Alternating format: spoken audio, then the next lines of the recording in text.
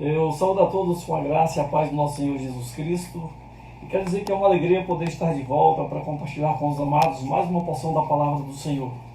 É uma alegria poder estar falando com os irmãos mesmo distantes, estar levando uma mensagem de reflexão, para que nós possamos estar crescendo no conhecimento do Senhor e para que assim a nossa vida possa ter realmente sentido, de estarmos confiando em Deus, de estarmos colocando nossa vida à sua disposição, de estarmos levando em consideração a sua palavra para o nosso viver.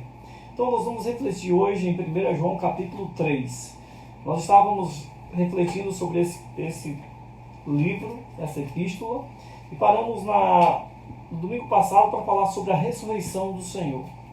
Retornamos hoje então para falar sobre isso. Vamos ler então 1 João capítulo 3, leremos até o versículo 10. Diz assim a palavra do Senhor: Vede que grande amor nos tem concedido o Pai, a ponto de sermos chamados filhos de Deus. E de fato somos filhos de Deus. Por essa razão o mundo não nos conhece, porquanto não o conheceu a Ele mesmo. Amados, agora somos filhos de Deus, e ainda não se manifestou o que haveremos de ser. Sabemos que quando Ele se manifestar, seremos semelhantes a Ele, porque haveremos de vê-lo como Ele é. E assim mesmo se purifica todo o que nele tem essa esperança, assim como ele é puro. Todo aquele que pratica o pecado também transgride a lei, porque o pecado é a transgressão da lei. Sabeis também que ele se manifestou para tirar os pecados, e nele não existe pecado. Todo aquele que permanece nele não vive pecando. E todo aquele que vive pecando não o viu nem o conheceu. Filhinhos, não vos deixeis enganar por ninguém, porque aquele que pratica a justiça é justo, assim como ele é justo. Aquele que pratica o pecado procede do diabo, porque o diabo vive pecando desde o princípio. Para isso se manifestou o Filho de Deus, para destruir as obras do diabo. Todo aquele que é nascido de Deus não vive na prática do pecado, pois o que permanece nele é a divina semente. Ora, esse não pode viver pecando porque é nascido de Deus. Nisso se manifestou os filhos de Deus, nisso são manifestos os filhos de Deus e os filhos do diabo.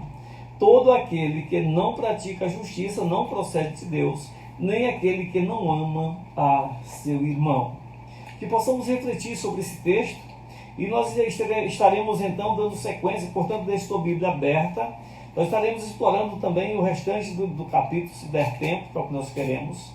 E queremos dizer que, quando nós observamos a palavra do Senhor, João, ao terminar o seu segundo capítulo, capítulo 2, ele nos orienta a permanecer nele, mantendo a nossa confiança, para que então não sejamos envergonhados na sua vinda. E nós precisamos reconhecer que aquele que pratica a justiça, João diz no versículo 29 do capítulo 2, esse que pratica a justiça, esse que permanece nele, esse é nascido dele.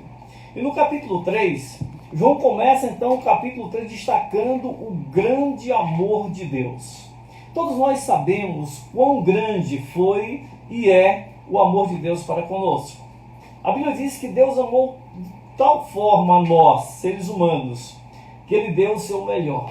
Ele permitiu Jesus morrer em nosso lugar, para até através do seu sacrifício nós pudéssemos ter a absolvição dos nossos pecados, o perdão dos nossos pecados.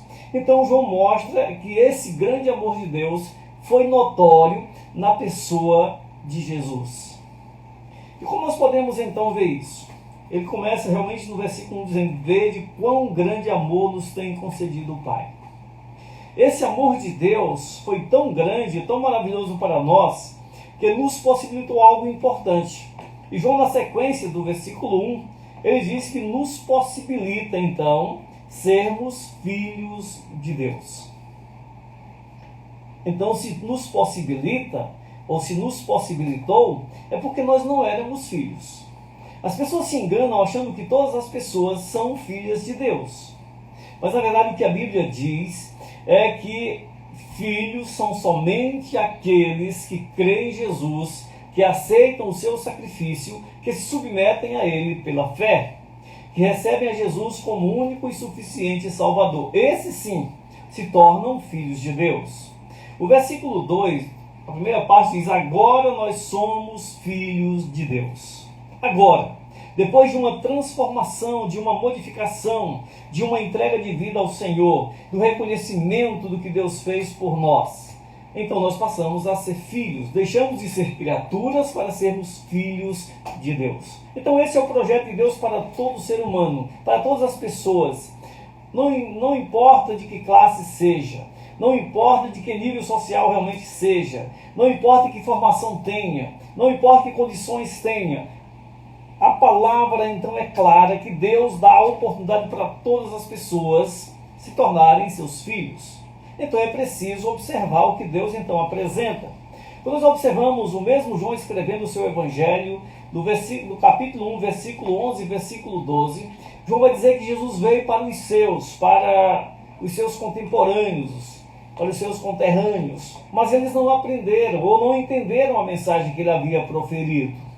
Mas o versículo 12 vai dizer claramente: mas a todos quantos o receberam, ele deu o poder de se tornarem filhos de Deus, a saber, os que creem no seu nome. Então há uma condição para as pessoas se tornarem filhas de Deus: crer em Jesus, receber Jesus como presente de Deus, como a providência de Deus, para que então as pessoas então deixem de ser criaturas para se tornarem filhos de Deus. Então essa é a primeira colocação que João então nos apresenta, para que nós então tenhamos consciência de que nós precisamos nos ater à fé que nos permite então sermos filhos de Deus. E se você que nos ouve, que nos assiste nesse momento, não tem ainda uma experiência de vida com Deus, não tem Jesus como seu Salvador, não entende ainda que ele necessita de se tornar filho de Deus, você precisa refletir nisso. Você precisa entender que para estar no céu com o Senhor, primeiro precisa entregar sua vida ao Senhor Jesus, para então se tornar filho de Deus. Então, é o primeiro destaque que João faz. Em segundo lugar, o fato de nós então nos tornarmos filhos de Deus cria um descompasso entre nós e o mundo. No versículo 1, ele continua dizendo: e de fato somos filhos de Deus. Por essa razão o mundo não nos conhece, porque não conheceu a ele mesmo. Então isso gera uma desarmonia, um desacordo ou uma divergência em relação àquilo que o mundo então requer de nós e que nós não queremos nos aproximar mais. Nós então nos distanciamos do mundo porque o mundo faz aquilo que desagrada ao Senhor. Então por isso existe uma desarmonia, um descompasso entre aquilo que nós cremos, aquilo que nós queremos e aquilo que o mundo apresenta, porque agora nós pertencemos ao Senhor. O versículo 13, que nós não lemos ainda, mas leremos agora, diz: irmãos, não vos maravilheis se o mundo vos odeia. Uma versão na linguagem de hoje diz: meus irmãos, não estranhem se as pessoas do mundo vos odeiam. O mundo odeia a todos aqueles que servem a Jesus. O mundo não entende aqueles que querem se distanciar das coisas do mundo para servir o Senhor. Por isso, o mundo odeia aqueles que servem a Jesus. E nós jamais poderíamos servir a Deus e ao mundo ao mesmo tempo, porque estaríamos desagradando ao Senhor. Outra coisa que nós encontramos ainda no versículo 2 é que ainda não se manifestou o que nós haveremos de ser, mas sabemos de que é importante para nós saber que um dia nós seremos semelhantes a Jesus. Um dia nós seremos semelhantes a Ele. Um dia teremos o prazer de receber um corpo transcendente, em glória, um corpo indestrutível, para então comparecermos perante o Senhor e vivermos com Ele na eternidade. A nossa decisão em aceitar Jesus nos possibilita isso. O fato de abrirmos a nossa vida, o nosso coração para o Senhor, nos permite, e aí nós passamos então a ter um passaporte para a eternidade, no momento em que nós aceitamos o Senhor Jesus. E certeza nós temos de que um dia também nós seremos transformados. Filipenses capítulo 3, versículos 20 e versículo 21, diz assim a palavra do Senhor: a nossa pátria está nos céus, de onde também aguardamos o Salvador, o Senhor Jesus Cristo, o qual transformará o nosso corpo de humilhação para ser igual ao corpo da sua glória. Essa é a promessa do Senhor para nós. Teremos um corpo igual ao corpo de Jesus. E também teremos ainda no versículo 2, uma palavra para nós, que nós haveremos de vê-lo, assim como ele é. Nós estaremos com ele na glória. Nós teremos o prazer de desfrutar da sua companhia perpétua, de estarmos sempre com ele em todo o tempo. É isso que nós temos na palavra do Senhor. É isso que nós encontramos na palavra de Deus, que nos assegura que um dia nós estaremos na eternidade com ele. Em segundo lugar, João destaca e João fala que quem tem uma esperança viva em Cristo se purifica, procura abster-se do pecado, procura ter uma vida santificada, procura ter uma vida que agrade o Senhor. E podemos dizer no versículo 3, como ele diz: e assim mesmo se purifica todo aquele que tem essa esperança. Todo aquele que tem esperança em Jesus, ele procura ter uma vida equilibrada perante o Senhor. Porque Cristo vivendo em nós temos a condição de nos abster do pecado e de nos aproximar do Senhor. Podemos dizer que a esperança vívida de ser no futuro como Cristo é, desperta o desejo ardente de ser semelhante a Cristo agora, aqui onde nós estamos. E nós temos essa convicção de que, por meio do Senhor, nós haveremos de conseguir. Tito capítulo 2, no versículo 11, esse é um texto bastante conhecido, mas só podemos relembrar aos irmãos o que é que Paulo, escrevendo a Tito, ele diz: porquanto a graça de Deus se manifestou salvadora a todos os homens, fazendo o quê? Nos educando, nos ensinando, para que nós então deixemos as paixões mundanas e vivamos no presente século de maneira justa, sensata e piedosamente. Então é para isso que Deus então fez essa grande obra em nós. Ele se manifestou através de Jesus para nos ensinar a fazer isso. Para fazer mais o quê? Para que aguardássemos a bem-aventurada esperança e a manifestação da glória do nosso grande Deus, o Salvador Cristo Jesus, o qual a si mesmo se deu por nós, a fim de remir-nos de toda iniquidade e purificar para si mesmo um povo exclusivamente seu, zeloso de boas obras. Nós só podemos ter esse privilégio porque Jesus fez uma grande obra em nossas vidas. Então a mensagem do Senhor para nós é: sede santos, porque eu sou santo. Encontra-se em 1 Pedro capítulo 1, versículo 16. Então quem tem realmente essa esperança viva, procura ter uma vida purificada, uma vida santa perante o Senhor. Em seguida, João descreve o significado de pecado. O que é pecado? Nós já temos falado com os amados sobre o que é pecado. Pecado é desobediência, pecado é rebeldia, pecado é transgressão, pecado é errar o alvo, pecado é não crer em Jesus. Quando nós fazemos essas coisas, nós pecamos. E somente Jesus pode nos dar o perdão dos nossos pecados. E João então apresenta a nós que Jesus se manifestou para tirar os pecados do mundo. No versículo 5 ele diz: sabeis também que ele se manifestou para tirar os pecados. Jesus se manifestou. Jesus assumiu a forma humana para que através do seu sacrifício na cruz ele pudesse perdoar cada um de nós. Então é um prazer, é um privilégio que nós temos diante de Deus, saber que Deus nos amou tanto que mandou Jesus para morrer em nosso lugar. Podemos também dizer o que Paulo diz em Colossenses capítulo 2, versículo 14, que naquele momento, tendo concedido ou cancelado o escrito de dívida que estava contra nós, ele cravou ali na cruz. Ou seja, ele pagou toda a nossa dívida, todo o nosso pecado, através do seu sacrifício. Jesus apresentou-se então diante do Pai com toda a sua devoção, com toda a sua dependência, para cumprir cabalmente a obra que Deus havia lhe confiado. É tanto que no final diz: Pai, tudo está consumado. Eu fiz devidamente o que o Senhor mandou, e aí tudo está feito. Então, João apresenta isso, que Jesus veio para nos tirar, para nos perdoar os pecados e nos dar a condição de nos apresentarmos livres de pecado.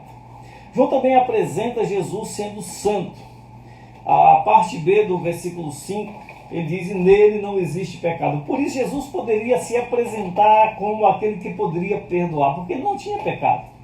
Em momento algum ele pecou. É tanto que ele desafiou então aquelas pessoas que estavam à sua volta, perguntando: quem de vocês me convence de pecado? Porque ele não tinha pecado. Ele assumiu sobre si os nossos pecados, para que então pudesse nos dar a condição de sermos santos. Em João capítulo 8, versículo 46, João escrevendo, ele diz: quem dentre vós me convence de pecado? Quem? Não havia ninguém que pudesse então convencer Jesus de que ele havia pecado, porque ele foi santo em todo o seu proceder. Continuando, João apresenta então que quem permanece em Jesus não vive na prática do pecado. Quem tem uma experiência de vida com Deus através de Jesus não tem prazer em pecar. Eu tenho dito que o pecado na vida do crente é um acidente. Acontece sem planejamento. Pode ser que alguém planeje pecar, mas o acidente em nossa vida é para ser um acidente que nós não planejamos, que nós não intentamos fazer. E aí, quando cometemos pecados, nós devemos então buscar o perdão de Deus. O que é que diz o versículo 6? Todo aquele que permanece nele não vive pecando. Todo aquele que permanece em Jesus não tem prazer em pecar. Não vive cometendo pecado. Há versões que dizem que todo aquele que permanece em Jesus não peca. Não vive a prática do pecado. Então, o versículo 9 também diz: todo aquele que é nascido de Deus não vive na prática do pecado, pois o que permanece nele é a divina semente. Então, ele diz: ora, esse não pode viver pecando porque é nascido de Deus. Então o pecado não tem mais poder de atuar, de desviar a atenção ou o foco daquele que serve ao Senhor Jesus. Então o alerta de João para nós é que nós não devemos nos conformar com o pecado. Não devemos nos ater às coisas desse mundo que nos afastam do Senhor. E o versículo 24 ele diz: e aquele que guarda os meus mandamentos permanece em Deus e Deus nele. E nisto conhecemos que ele permanece em nós pelo Espírito que nos deu.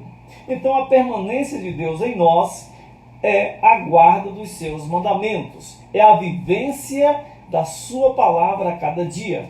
Por isso o salmista diz que guardou no coração a sua palavra para não pecar contra o Senhor. Então nós temos a condição de buscar no Senhor força, determinação, para então vencermos o pecado. E isso podemos fazer, como diz o versículo 24, o final do versículo, através da ação do Espírito Santo de Deus em nós. Então temos a condição de vencer, se permanecermos em Deus, se buscarmos o Senhor, se nos apresentarmos a Ele como Ele quer. E João continua também ainda no versículo 6 dizendo: apresentando que quem vive na prática do pecado não o conhece. Versículo 6, a segunda parte diz: todo aquele que vive pecando não viu e nem o conhece. Se você vive dominado pelo pecado, é porque lhe falta uma experiência com Deus. Falta comunhão com Deus. Falta uma entrega pessoal ao Senhor. Se você vive dominado pelo pecado, você vive então se deixando levar pelas ações do mundo, você precisa buscar o Senhor. Você precisa fazer um pacto com Deus. Você precisa entregar sua vida aos cuidados do Senhor. Pecado nos afasta de Deus. Pecado deixa Deus distante de nós. Deus quer o melhor para cada um de nós. Deus quer trabalhar conosco. Deus quer conduzir nossas vidas. Deus quer nos dar a condição de podermos ter tranquilidade, ter paz, ter condição de poder nos apresentar perante Ele qualquer instante que quisermos. Mas para tanto é preciso que o pecado não esteja entre nós e Deus. Deus é Senhor de nossas vidas e Ele quer que sejamos submissos a Ele. Mas se o pecado estiver em nossas vidas, se estivermos vivendo dominados pelo pecado, Deus não vai agir em nosso viver. Então o alerta de João para nós é que nós então devemos romper com o pecado, que nós não podemos viver a prática do pecado, porque o pecado mata, o pecado separa, o pecado atrofia a vida cristã, o pecado evita o nosso crescimento com Deus, o pecado evita a resposta das nossas orações, o pecado atrapalha a nossa relação com os irmãos, o pecado atrapalha a nossa relação com Deus. Então, devemos buscar o Senhor para nos abster ou para nos afastar do pecado. Outra coisa que João então apresenta é uma exortação para que nós então não nos deixemos enganar por ninguém. No versículo 7 diz: filhinhos, não vos deixeis enganar por ninguém. Aquele que pratica a justiça é justo, assim como ele é justo. Mesmo que as pessoas venham trazendo mensagens significativas, se não estiverem fundamentadas no Senhor, se não for palavra do Senhor, não serve para nós. Então precisamos estar firmes, buscando na palavra, tendo a orientação do Senhor na sua palavra, para que não sejamos induzidos ao erro. A palavra de Deus, ela é fiel, ela nos orienta, ela nos encaminha a fazer o que Deus quer para as nossas vidas. Nós não podemos brincar com o pecado. No versículo 8, João também mostra a diferença entre ser filho de Deus e filho do diabo. Você pode até estranhar essa expressão, mas João, mesmo sendo o apóstolo do amor, João apresenta uma mensagem um tanto dura para que nós então entendamos a diferença disso. Mas o próprio Senhor Jesus também já havia falado sobre isso. Olha o que diz o versículo 8. Aquele que pratica o pecado procede do diabo, porque o diabo vive pecando desde o princípio. Então, o diabo é quem vive a prática do pecado. Mas olha só a sequência do versículo 8. Para isso se manifestou o Filho de Deus, para destruir as obras do diabo. O diabo é forte, é grande, pode até ser, mas Deus é muito maior. Deus é muito superior. Deus é quem nos dá a condição de vencer, porque Ele está conosco. Então nós vamos ver o que é que Jesus diz também em João capítulo 8, versículo 38 a 44 em relação a isso. Olha o que Jesus falou. Eu falo das coisas que vi junto de meu Pai. Vós, porém, eles falam aos judeus, fazeis o que vistes em vosso Pai. Então lhe responderam, nosso pai é Abraão. Disse-lhe Jesus, se sois filhos de Abraão, praticai as obras de Abraão. Mas agora procurais matar-me a mim, que vos tenho falado a verdade e ouvis de Deus. Assim não procedeu Abraão. Vós fazeis as obras de vosso pai. Disseram-lhe eles, nós não somos bastardos, temos um pai que é Deus. Replicou-lhe Jesus, se Deus fosse de fato vosso pai, certamente me havíeis de amar, porque eu vim de Deus e aqui estou. Pois não vim de mim mesmo, mas Ele me enviou. Qual a razão por que não compreendeis a minha linguagem? É porque sois incapazes de ouvir a minha palavra. É o que Jesus diz no versículo 44. Vós sois do diabo, que é vosso pai, e quereis satisfazer-lhe os desejos. Ele foi homicida desde o princípio e jamais se firmou na verdade, porque nele não há verdade. Quando ele profere mentira, fala do que ele é próprio, porque é mentiroso e pai da mentira. Então, o próprio João, que escreveu o Evangelho, é o mesmo que escreveu a Epístola. E ele fala disso, que o diabo é o pai daqueles que não têm Jesus como Senhor de suas vidas. Então, Nós vamos ver o que é que diz o versículo 10. Que aquele que não pratica a justiça, ou seja, aquele que não faz o que é correto. O que acontece com ele? Nisso são manifestos os filhos de Deus e os filhos do diabo. Todo aquele que não pratica a justiça, ou seja, não faz o que é correto, não procede de Deus. Quem não faz o que é correto diante de Deus, quem não observa a vontade de Deus, quem não se entrega ao Senhor, então está fazendo aquilo que o diabo quer. É o que a palavra diz. É uma palavra um tanto dura? Sim, mas é o que está escrito. É para a gente refletir sobre isso. Como é que estão as nossas ações? Como é que estão os nossos feitos? Como é que estão os nossos atos?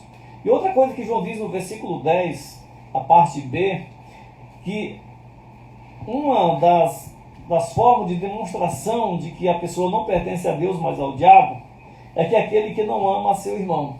Olha o que diz o versículo 10 final. Nem aquele que não ama a seu irmão. Ou seja, aquele que não ama a seu irmão está então sendo iludido ou dominado ou conduzido pelo diabo. E ele não pode se declarar filho de Deus. Por quê? Vamos ver isso no versículo 11.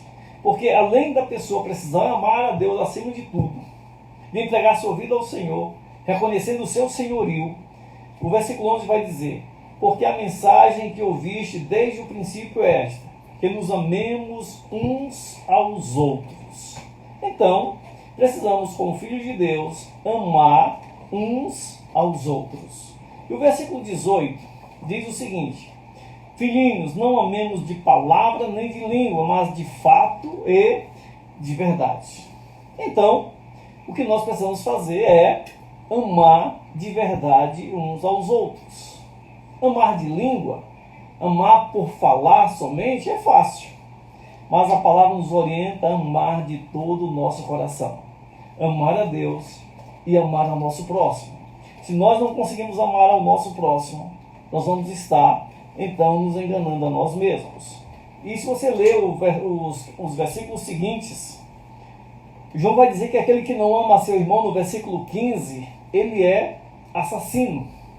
Então, se você não consegue amar, você está transgredindo os mandamentos do Senhor, porque você não consegue abrir o seu coração para as pessoas.